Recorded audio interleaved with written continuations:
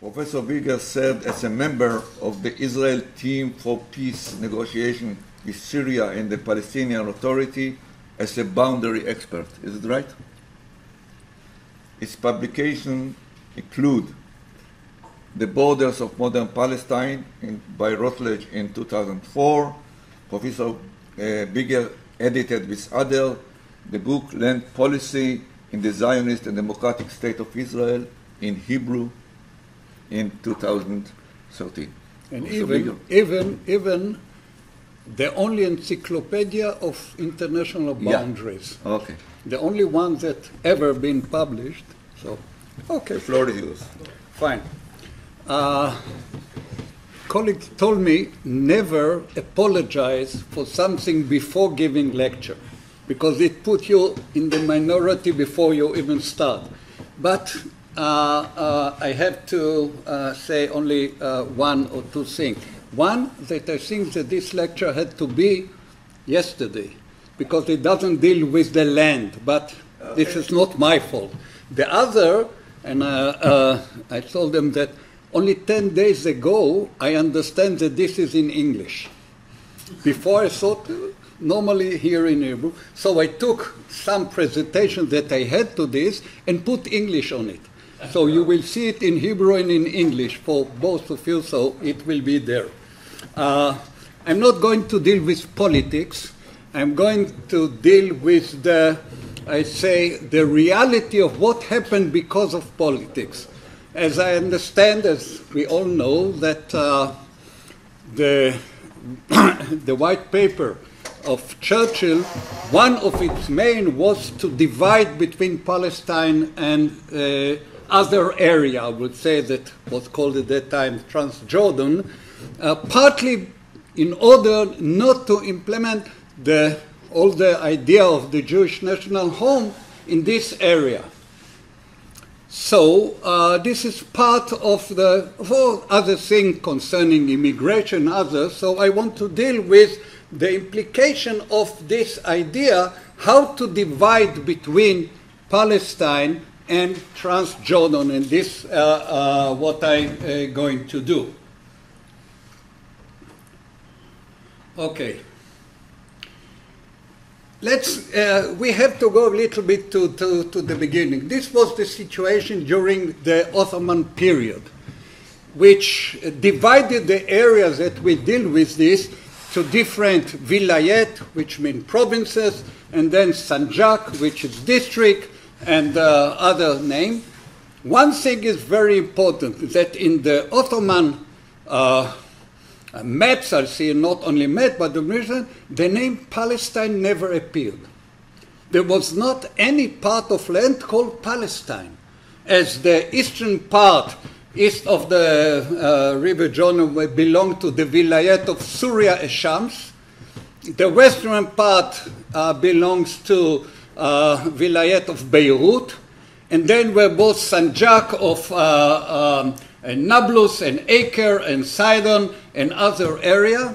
The southern part, as you can see here, south of the line between Jaffa and Jerusalem and Mecca, was called El-Quds, of course Jerusalem, but not any part of land was called Palestine. So they never had a total name for all this? No, because it was part of the great empire.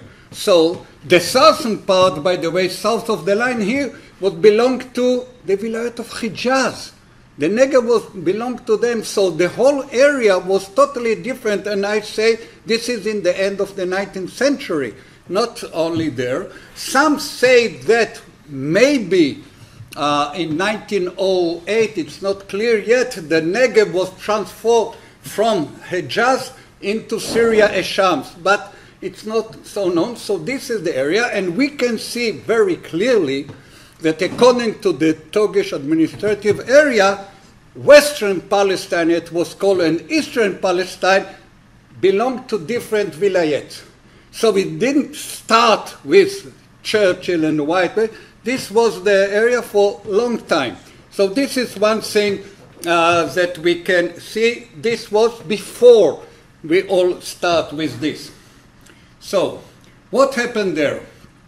We know that during the war, during the First War, there were a lot of agreements concerning the future of the Middle East, especially of our area. The first one is McMahon Hussein. I wrote it in Hebrew, and here it's in English. They say that, of course, for the help of Sharif Hussein to the British, he asked to be ruler of the whole Arab Middle East, and the British acknowledged his request by the correspondence with McMahon, say that the area that they have to have excluded from this the area which is west of, and this is the most important thing, west of Haleb, Homs, Hama, and Damascus, which are not totally Arabs and which their ally had some intention. They don't say which ally, but this was about France. So, according to the Arab version, the whole area that colored there was not to be part of Hussein area, while the British later and the Zionists say that when they meant this 4 point, they meant the district. And the district of Damascus, according to the British, was part of, was stretched into the Red Sea, into the Gulf of Aqaba. That means that, according to this, here is Damascus, but Damascus, all this area. So Palestine was excluded from the promise to Hussein. Up to now, this is, I would say, in discussion between scholars, because it's not so important, but this is one thing. And again, even according to this, Hussein said and the Arabs said that all this area had to be part of this. Again, the British, even in 1922, and especially during Peel Commission and others, said that the line excluded Palestine, the Peel excluded all this area. So, this was the first thing, and again, division between the East and the side there. Now, according to another agreement of Sykes-Picot, the most known agreement concerning this, and I say now, nothing really happened with Sykes-Picot. It's only in the textbook, but because it was published later on and it was official agreement, the area of Palestine, of we call today, had to be something like this. That means that from north of Acre north would be area that France will have full control. The area around Haifa and Acre, even this area, had to be part of area that was given to Britain, with mainly what is today the lowland of Iraq, but it's not here. And in this area should be independent Arab states with help of France. The whole area here would be independent Arab states with British assistance, and this area should be international. But not international as we see it today, but in areas that will be governed by Britain, France, Russia, and Italian, and representative of Sharif Hussein. Jews were not in this thing area. Again, what I try to say here, that this line divided between this area and this area. Again, used before during the war, partly because this area, again, why excluded this area? This is mainly because of the Holy Land, because of the whole idea of Terra Santa, and why between France, Britain, Russia, and Italy, not only because they were part of the agreement, by this, as you might know, I think that we know it, Christianity is not one single. We have the Catholic, which were represented by Italy and France. There were the Lutheran, Anglican, you can call it whatever you like, the Protestant, represented by Britain, and the Orthodox, the Pravoslav, the Greek Orthodox, because nobody would like to give the Holy Land to others. So this was the whole idea there. This was in 1916. And then came, don't put it here, the Balfour Declaration, which all our existence here maybe rely on this, but in Balfour Declaration it would say that Jewish national home in Palestine. This is very important. Not Palestine as Jewish national home, but in Palestine, which means that even it will be from Haifa to Rehovot, it is also so it was not with any kind of boundary, although people say that this was it, but then, and then of course during the war, General Allenby and the Egyptian Expedition Force, as his army was called, occupied the whole area during 17 and then 18, and in 30 October 1918, Allenby divided the whole area that he occupied into 3 different, what they call enemy occupied area, EEF, area occupied area, in which the southern part, of course the northern part, was given to a French officer under Allenby. The eastern part was given to an Arab general under Allenby, one who fought with the Turks and then deserted, went to them. And the southern part, and this is original map, of course I put there, was given to a British general as administrator of the area. They call it South. And we can see here another division between East and West, partly according to their attitude of the Hussein McMahon, partly it shows that even in 1918, British want to exclude the whole idea of Sykes-Picot and stay in Palestine, even before the war. But I'm not going to tell you, as you might know, about the whole mandate system, that the area would come here. This is different, so it's not there. And then they start to deal with the boundary of Palestine. They start to deal mainly between Britain and France, because when the war ended, Russia was out of the question after the revolution then. Italy was not so important. So the main countries that deal with this were mainly Britain and France. And there were a lot of suggestions by every part of this. This is, again, one map that was produced by people from the Foreign Office, which was partly at that time very interesting. It was divided between the people who stayed in the peace conference in Paris and the people who stay in London. So 2 different groups there. Balfour was in Paris.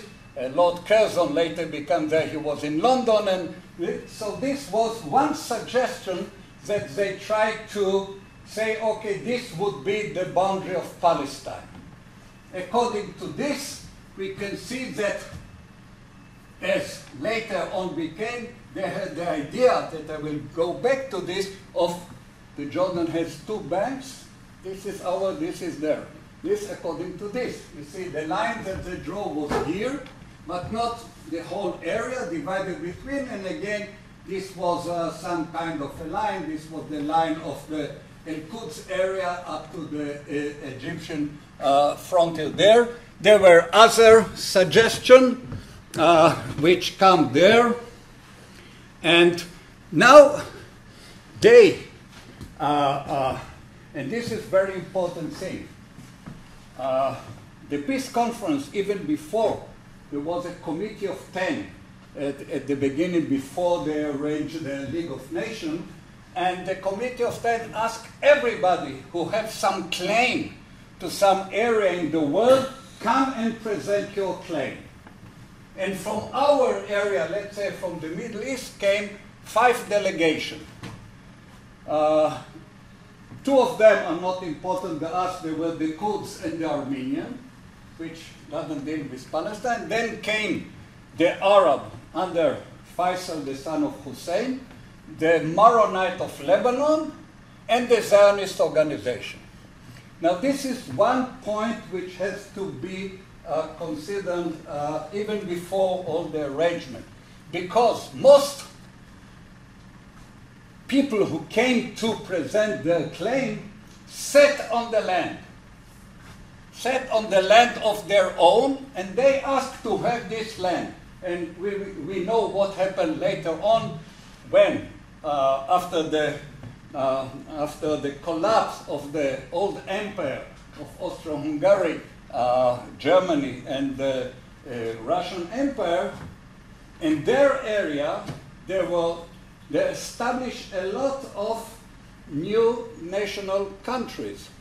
Finland, Estonia, Lithuania, Poland, Czechoslovakia, Yugoslavia, all of them were devoted to one or sometimes 2 nations, like Czechoslovakia, the Czech, as according to the Wilsonian idea.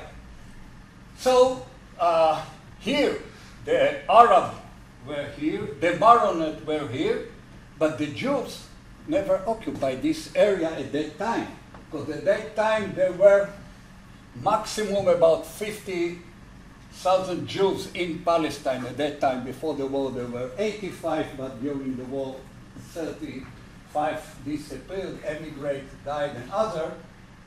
And they asked the Zionists to present their idea. So this was exception of the whole idea. It's not only Britain. At that time, the whole leading nation, Japan was part of the 10, asked the Jews to present their idea. In 11 February 1919, the Zionist Commission present its idea about the future of Palestine. They say first, we don't want Palestine now. We want that the British will have Palestine and give it to us. Because we are, at that time, we can't control Palestine. This was one. And they didn't present a map. They present just, I would say, a verbal explanation. Now, this is very interesting why they choose this area. Because when you come to discussion about this, there are usually 2 kinds of claim. First, we were here in the past, so we want what we had in the past. A lot of countries ask for this. For example, you talk about Poland. Poland at that time asked to be Poland of the 14th century, the stretch from the Baltic to the Black Sea. This is one thing. The Zionists didn't like it. First of all, in their intelligent discussion, they say, okay, if we ask for this, others can come and ask also for this area, if we rely on the past. It was not only ours, other were there. And secondly, we want to have area that was never belonged to us, which is mainly the way to the Red Sea. Now, another thing that you can ask for is, we are here now. Ich bin du, as they say. We are here now, so we want the areas that we are settled there. Doesn't matter what happened in the past. Of course, the Zionists cannot claim to have this area according to the Jewish settlement that were there. So the thinker of this at that time say, we don't want the past, we don't want the present, we want the future. We want to have area when we can gather all the Jews of the world, and we have to have area that could support them. So they ask to go as much north as they can in order, according to Aaron's idea, to bring the water from the north in order to irrigate the south. This was the beginning of the national water carrier. It came through this area. This is why we want north, even beyond the Litani River, because they knew that if a boundary ran along a river, the river belonged to two countries. So they want to have more than this up to Sidon. This is interesting to say. When they discuss about Sidon, some say, okay, Sidon, in the past, the Jews who lived in Sidon didn't celebrate the second day of holiday, which is done by all Jews in the world. But Nahum Sokolov wrote on this, yes, this is true, but there are too many goys in this area, too many goyim. We don't want to have more people, and this is part of the things that we are going up today. We want the area, but without the people. So they decided to have this to the Hermon mountain and up to the Hijaz Railway, which run here. They want to have the Hijaz Railway by Tolkowski, Aronson, and Achel, but others say, the politician of the Zionism, no. The Hijaz Railway was something that was built not only by the Turks, but the whole Muslim world. A lot of Muslims, especially from India, give money for this, to build it, so it belonged to the Muslim nation, and we don't want to have quarrel with it. So they asked that they put the line 10 miles west of the railway, up to Red Sea. Why in the Red Sea? Partly here, this was the silo of Palestine. That means the area that you can grow wheat with rain. This is the only area here that you can do it, and have access to the Red Sea, because we want to develop, according to this, we want to develop commercial relations with East Africa and Asia in 1919, when nothing was there. Here they want to run up to El Arish, but here they have problem, because in 1906 there was here the line that was established between Egypt and the Turkish Empire when the British were there. So they claim that they want the line in the south, in agreement with the Egyptian government. They wrote it in 1919, and they established it in 1979. Exactly 60 years later, this is the line. So this is all what we want to have, the maximum. Although in our books, the history people say, okay, all this area of Trans-Jordan, later Jordan, was excluded from Palestine in Churchill white paper. But we never asked the desert. We never asked the desert. And I will go for this for a little. So this was what the Zionist organization want to have. And here this, when they discuss the southern boundary, and this show again, this is a map that was produced there.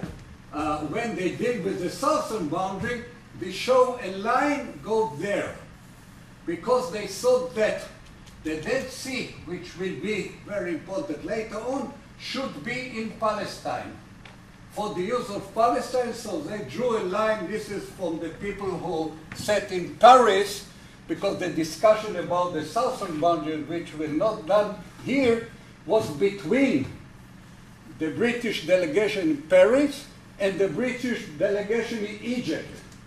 So it was by correspondence between them, a lot of suggestions that I'll show you that at that time they saw that part of area east of this will come. So what happened there, I don't know, I put English, but in here it doesn't come, so I just say it very briefly. In April 1920, San Remo meeting or discussion or conference decided to give mandate to Britain to above Palestine and Mesopotamia, and Syria given to the France. The problem was that at that time nobody knew where is Palestine, what is Palestine, where is Syria, and where is Mesopotamia. Mesopotamia is the Greek name of the area between the river, because there were no boundary in this area concerning, as I showed before, Palestine, even Lebanon, even Syria. This was amorphic name for amorphic area that people don't know. Okay, in 1st of July, Herbert Salmon became the first civilian High Commissioner in Palestine, and he was responsible also for the area east of Jordan. But he wanted to have it there, but the British say, no, send there some officer that will help the people to govern this area and don't enter this area, although without any boundary.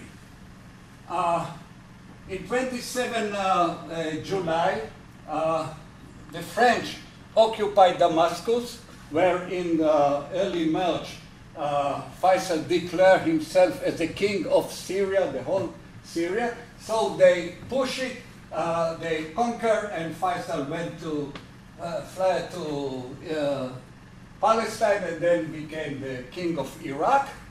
And then the British themselves, who were in Palestine, say, okay, where is the boundary between us and France?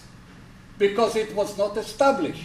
People for Axim, I saw letters say, okay, Connection belongs to the Syrian or to the French or to us. Where is the boundary? Nobody knew at that time where is the boundary. And then, of course, after this we know, Abdallah, the brother of Faisal, arranged some army, tried to move from Hejaz into Damascus, and on the way the British stop him and say, stay here for 6 months and we will see what's going on. Don't go to Damascus.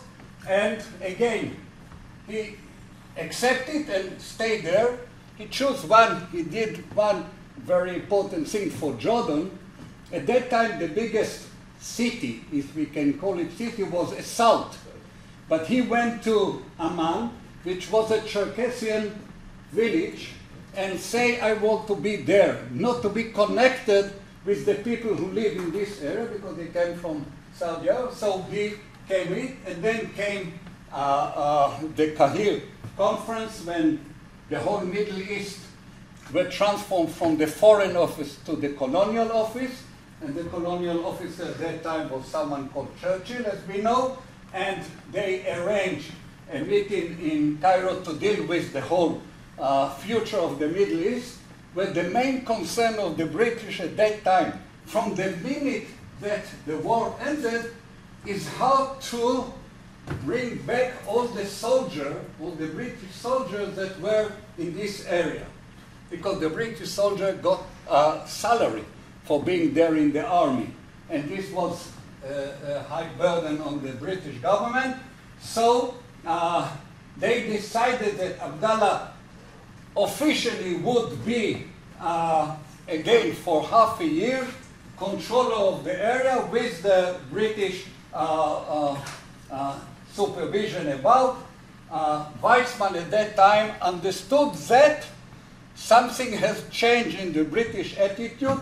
He protested against this, but nobody paid attention to what he said. A lot of letters to Churchill and others, and this is what was there. So again, this is what I say, and then came the White Book of Churchill that says that Trans-Jordan excluded from the Jewish national home.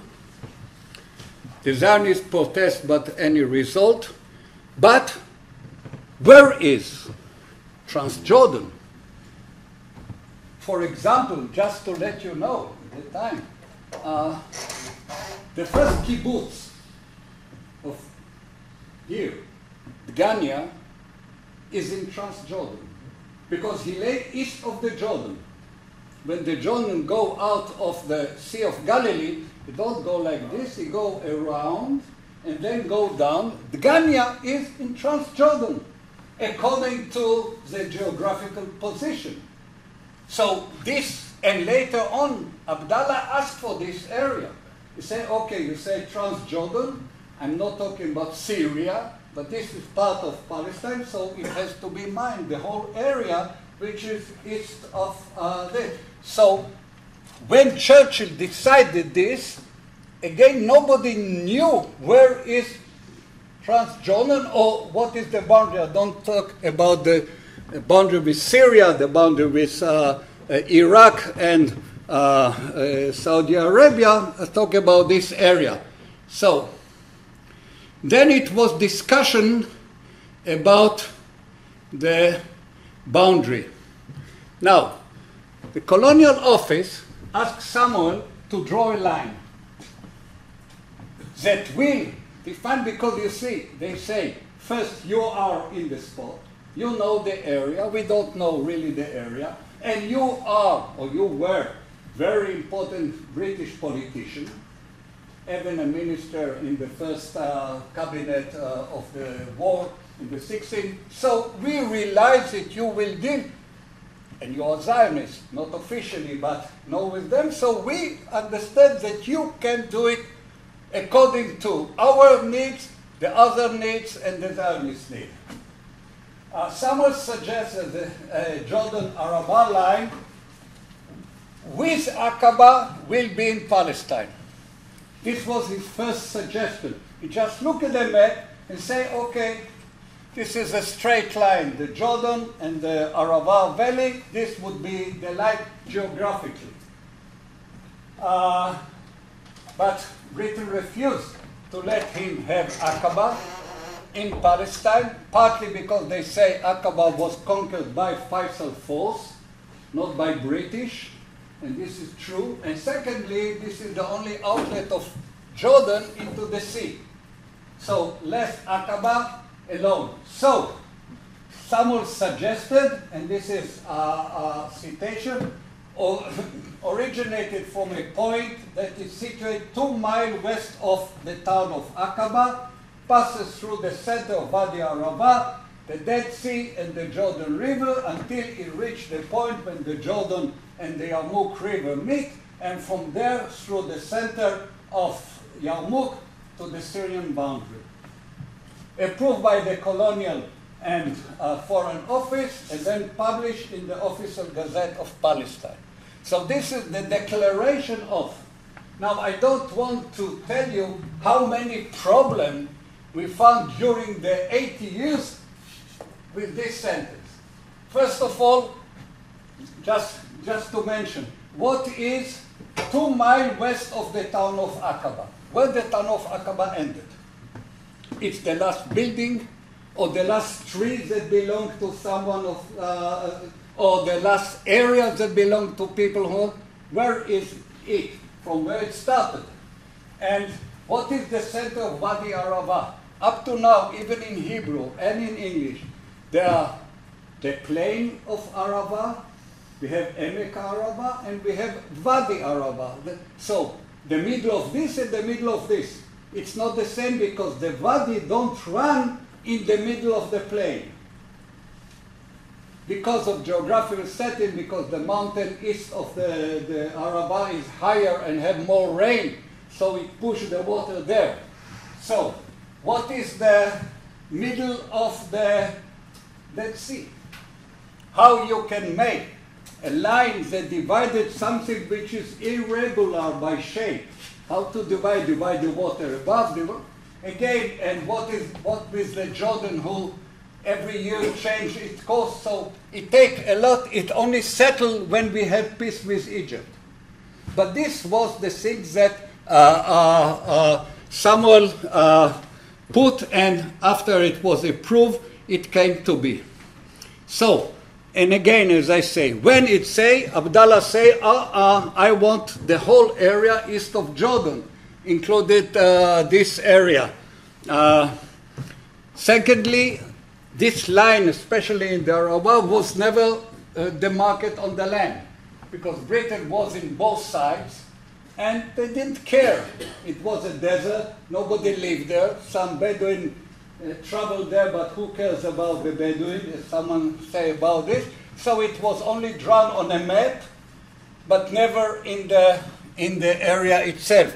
This was another thing that has to be. And I say again, where is the, here, where is the middle of the Dead Sea? Not clear where the middle of Jordan is there. Only in 1927, after big floods, it changed the course of the river. The then High Commissioner was asked to decide this piece of land that was transferred to whom it belonged. And he decided that the boundary will be always in the middle of the river, and if the river changes its course, the boundary will change its course. And this is now in the official agreement between Israel and Jordan. They say if it's naturally an area is moving, I just say that in 1972, about 3.5 dunam of avocado plantation was transformed from Ashdod Yaakov to Jordan, because the river changed its course and this area became part of the Israel, and it stayed there, because this is the agreement, according to what Pluma say.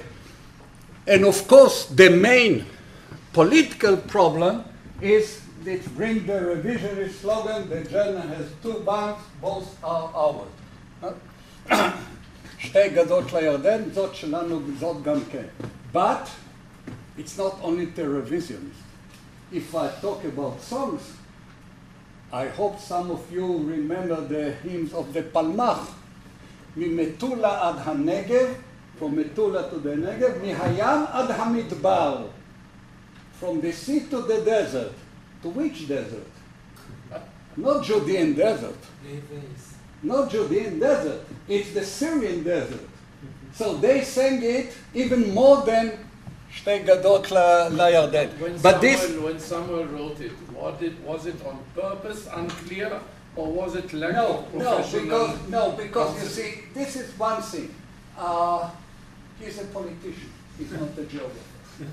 You should use geographers. Yes, like no. Later on, the people of the land settlement and the survey of Palestine asked him, or asked the commissioner, high commissioner, okay, let's mark the boundary.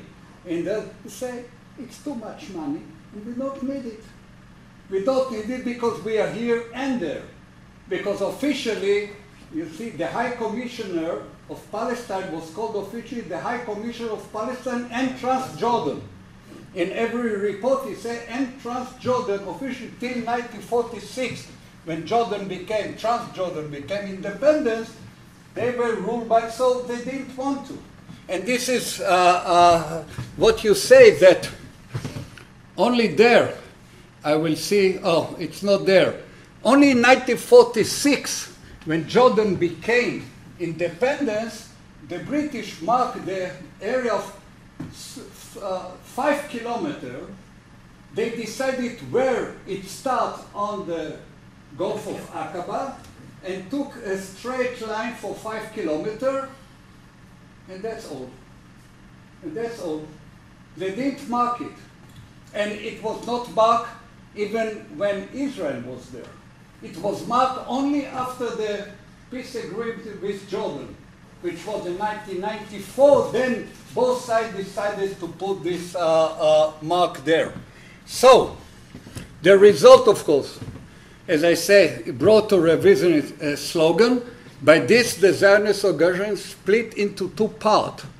I would say that although before we talk about left and right, about the settler and the worker, but from this onward, it became politically. between left and right. When the left accepted, although we know that during the whole Mandate period, some tried to settle there. But nothing really came from this. There was some discussion in Abdallah to lease land to the Zionist organization. Nothing come with this. The right wing never accepted, officially, never accepted. Although this mark, and this line mark, and this is very important, there were no one Jewish establishment, settlement east of this line. And this is one thing that we had to know. What about the law? The law. About, this was, thank you for saying this, only some houses for the worker of Naharaim was built on Jordanian land with the special approval only for those. This was there, and it didn't concern this. You have to understand that we have a slogan that the plow will determine the boundary. But actually, it's vice versa. Vice versa. First we draw a line, and then we settle inside this line. And this started in this period and continue up to today. When we occupied area, we settled there. When we have agreement, we go and took all the settlement back. Never, only in one thing, one settlement established the line. This is in Metula. Only in Metula, in the line there, if you know, it's near the last building there, now the police station that was built there. But up to now, no one settlement decided about the line. Actually, and this part of this, the line of Israel from 48 up to 77 was not done by the plow, but by the gun. By the bayonet of the gun, if you want to have this. Because all the boundaries that we have were according to the fighting and the success of each side. The green line. The green line is the green line, yeah, the green line was there with some modification of Wadi Ara and other area.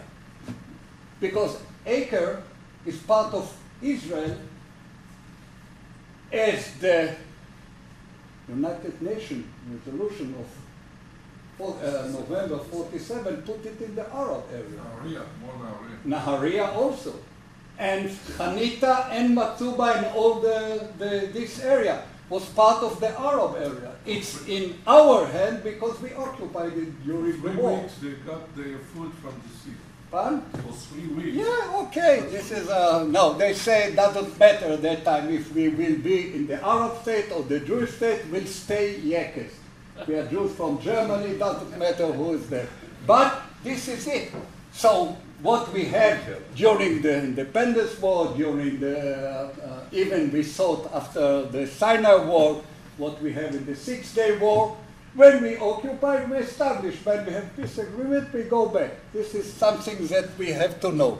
But this, you see, this line, it's bring to, and I go back to what the Zionists suggest in 1919, we had something in our mind.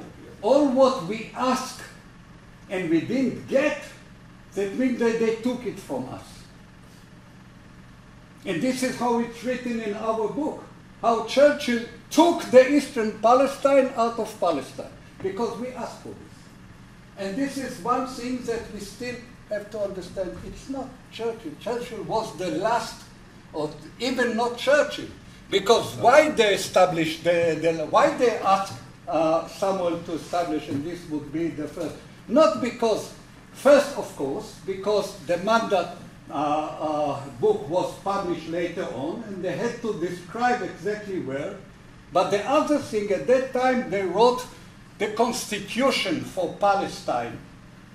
And every constitution had to have boundary. So they had to know where the law of Palestine is established, so they had to draw a line.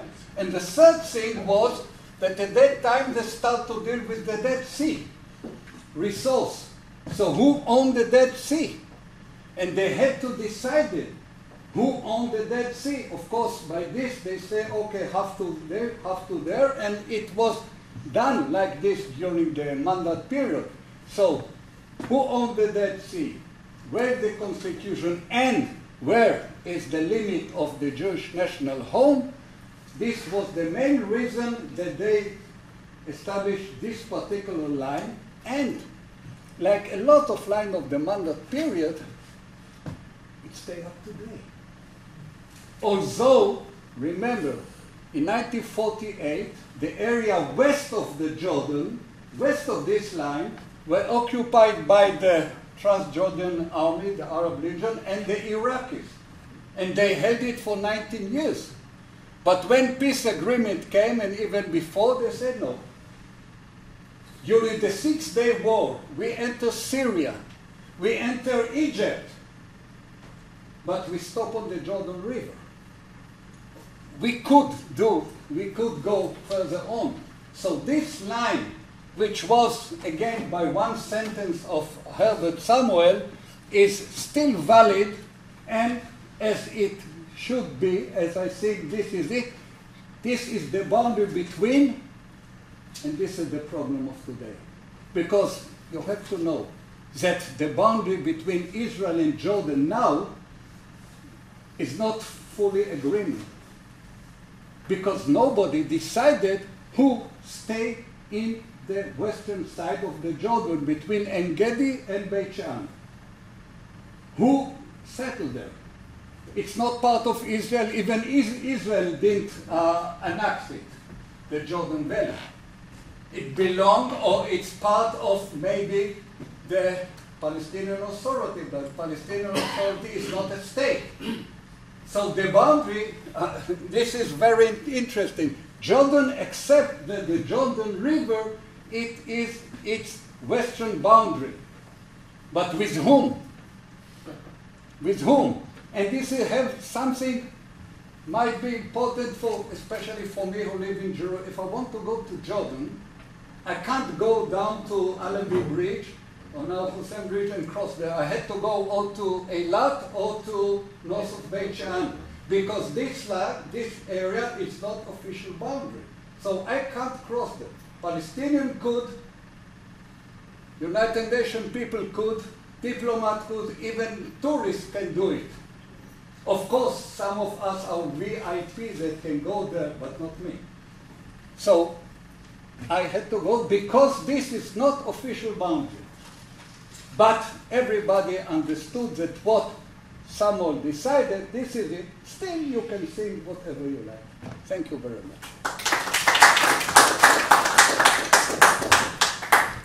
Thank you very much, Professor Biger.